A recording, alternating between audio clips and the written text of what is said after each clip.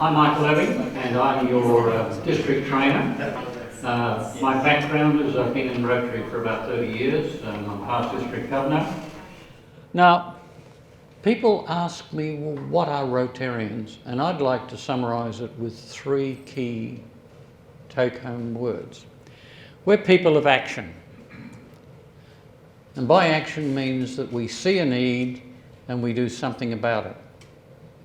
We don't navel gaze and say, that's terrible, terrible, and flick the TV channel and watch something else. We do things. Some of the things just that you may not be aware of just in our own district. Bowel scan was started by a Rotarian in the Rotary Club of Lismore. And as a result of bowel scan, which identifies occult blood in the faeces, thousands, tens of thousands of lives have been saved from people dying from bowel cancer. The Gold Coast Marathon was an initiative of the Rotary Club of the Gold Coast. Digger boxes. This is an ongoing project. Each year, Fassifern Valley Rotary Club send boxes full of very interesting goodies like Tim Tams and violet crumble bars and cherry ripes to the servicemen and women in Afghanistan. The Rotary Clubs of the Gold Coast and Surfers Paradise have established Rotary retirement homes. The malaria vaccine was originally initiated by Southport Rotary Club when we were contacted by a member from the now Griffith University Rotary Club, and clubs like Hope Island and Broadbeach and many, many clubs throughout Australia have come and joined us in the raising funds, which now I think is over $1.3 million has been raised to find a vaccine against malaria. And one you may not know about is that the Nippers Surf Life Saving Club was started by Nambucca Rotary Club. So people have an idea, they go and do something about it. Whoops. Rotarians are also problem solvers. Now, in India in the 1990s, I think Ian, if memory serves me right, Ian Yaka participated in one of these national immunisations, Ian and Heather. They said, oops. They said that, well, let's see if we can immunise as many children as possible in one day. So they immunised 172 million children.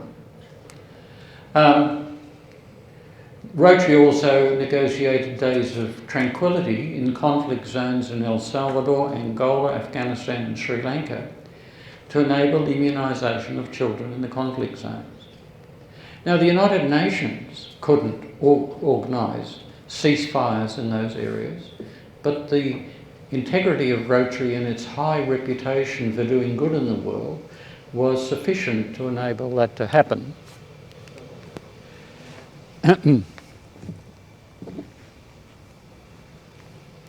And in fact, in El Salvador, we've got examples of the armed people on both sides administering the vaccine. So how many organisations do you think in this country could organise anything like that? You've only got to look at the shambles about what happened in Victoria for us to be able to understand that we are truly problem solvers. And we're community builders. Rotarians met in England in 1942, 1943, and started dialogue about what sort of things they would want to see in the world after the Second World War was over. And one of the first things that they initiated was UNESCO.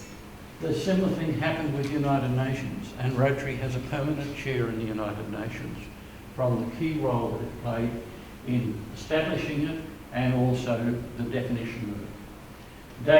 Days of tranquility. Rotary was able to organise what they call days of tranquility when they were administering polio vaccine in war-torn areas. El Salvador,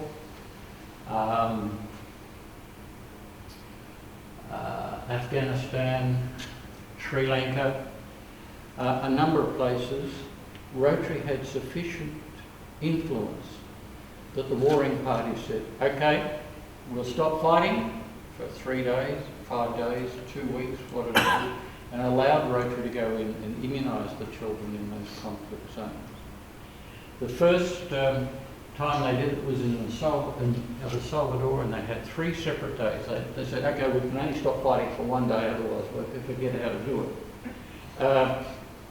And over those 3 separate days, they've now allowed Rotary to immunise 250,000 children. Now, the United Nations couldn't bring about negotiated peace between the warring parties, but the respect that the warring parties had for Rotary and what Rotary does, they agreed to what we call days of tranquility. We in Rotary have peace and conflict resolution scholarships as part of our commitment to trying to improve the world and have greater peace. We have youth exchange programs, which is all, again, a part of this process, where young people from Australia go over after they finish their schooling, and they spend 12 months of schooling in an overseas country, and people from those overseas countries come and do the same thing here. It's all part of a community exchange where we start to learn more about each other, become more tolerant. And the last one I put in there as an example is WASH, which is water and sewerage health, I think it is. But the basic thing is that with all the diseases, we're talking about polio, we talk about malaria and things like that.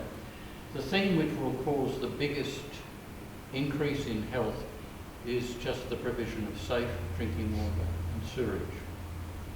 And so Rotary has embraced that as one of its big programs, and there are lots of programs going on where we provide safe drinking water and sewerage to primary schools in particular, and this helps those children not die of bacterial infections at such an early age or become debilitated because of it.